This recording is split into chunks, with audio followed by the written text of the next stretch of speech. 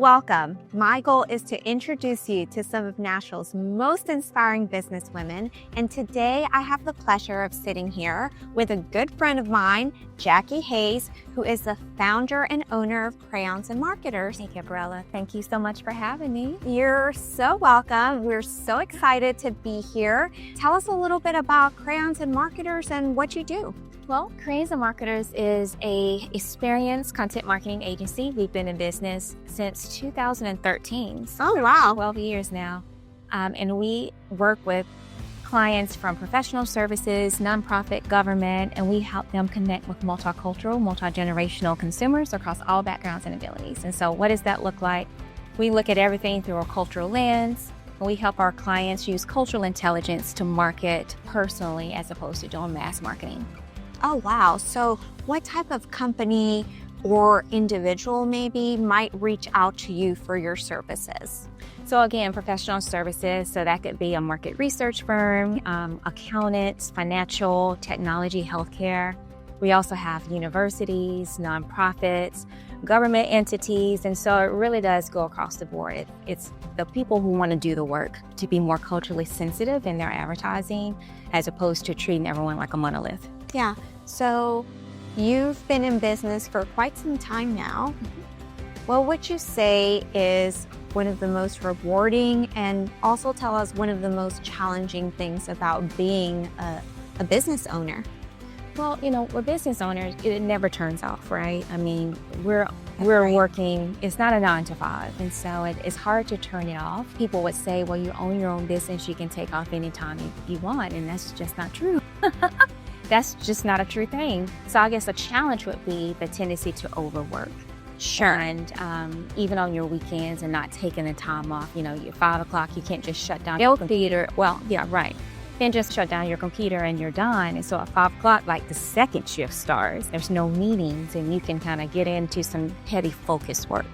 But a benefit of that is I'm able to provide jobs and a culture for people who would otherwise be challenged. Our moms. I'm a mom, and I wanted to create an atmosphere where moms could come in and work, continue to grow professionally, and not have to apologize for being a mom and have to take top time and PTO to go to a softball game.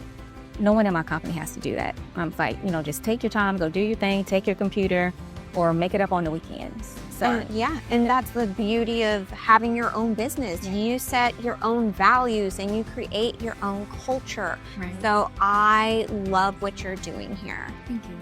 So what advice would you give another woman entrepreneur who is trying to start their own business? Educate yourself. Okay. Starting a business is a $40 business license, right? But if I could go back and do something different, I would enroll in an incubator or some type of an accelerated program that would make you do the work, to do the business plan and hold you accountable. Yeah. So, many of us just jump into business and we get to working, but there's no skills on how to plan, how to strategize, how to build a pro forma so you can project your revenue, insights into pricing models and SWOT analysis. You need to do all of those things. It's like a mini MBA. It really is. And so I do think having those services and having that education is key to growth. Have you found any challenges with expecting that level of commitment from the people you hire? Well, no one is going to love your business like you do. I mean, it's the big ask. But I do want individuals who are passionate about their work. That is equally as important. We want them to be excited about the work that they're responsible for. So that's why it's important to hire people who are experts in whatever they're doing, so that they just have a personal set of values that they want to accomplish even for themselves. So it's not just about, hey, we want you to make the company bigger. Yes, or better, we do. But more importantly, we want you to achieve your professional goals, and being professional and the best at what you do should be top on the list. Yeah, take pride in your work. In your work, right. And what about you as a female business owner? Have you experienced any particular challenges directly related to that? Yes. Well, being a woman in business, and a lot of times when people hear me on the phone, then they meet me in person, they think I'm like a teenager with a high voice. And so they're often surprised when they meet me, and they think I'm a little younger than I really am. But I think just in general, being a woman in business can sometimes be challenging because we're not always taking it serious. And although we are uber serious at all times, but women have been underestimated all since creation. So we just do what we do best. We double down and we come out big and we come out strong. And more importantly, I think the key to women's success in business is collaboration. Yes. Collaboration is one of Crayons Marketers' core values. We have grown our firm over the past 12 years by collaborating with like-minded women who believe in lifting as they climb. And so I think as long as we continue to do that and grow together, there's nothing that we can't do. I love that, and I most certainly agree with it. What is one skill set that you've picked up from being a business owner?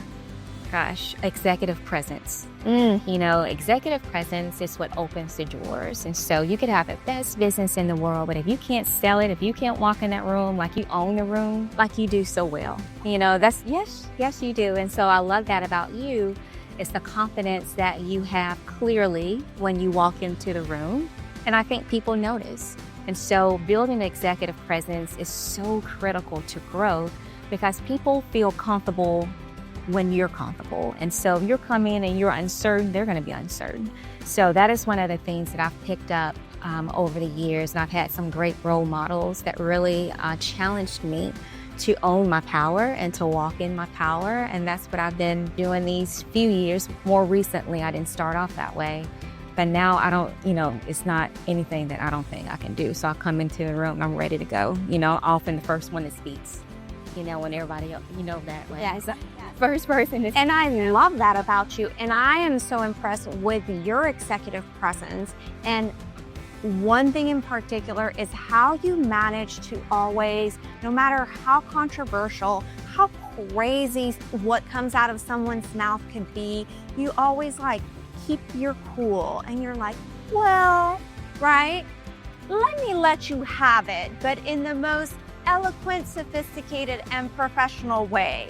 So when I'm in those situations, I ask myself, what would Jackie do? Well, being able to do that is your superpower. Yeah. It's so easy to fly off the handle, but you don't get what you need. Right. It's a proverb, you get more with honey than with vinegar. So, it depends on, you have to go in knowing what you need to get out of the room. Let me ask you some fun questions. Let us get to know Jackie a little bit. So what is a hidden skill or talent that you have that a lot of people don't know about? Well, one, I have my motorcycle license. Gosh, I know, right? And so I have my motorcycle license. I got that early in life. A boyfriend of mine at that time, I'm married now. It's always a boy. Well, yeah, I'm married now, so this is a long time ago, but he had a motorcycle. He would not teach me how, so I went to Nashville State, and they have a class, and you can learn how. So I did that, so I wouldn't jump on one now and just go. It's been some time, but I tried to pick up prices. And also, I'm a runner, a big runner. I was not a runner before COVID, but since we couldn't go to the gym, and I felt like I just needed to elevate my workout, I started running, and so now I'm up to 7-8 miles. So that's been great and transformative because it gives me an opportunity to really clear my head. I typically don't listen to any music.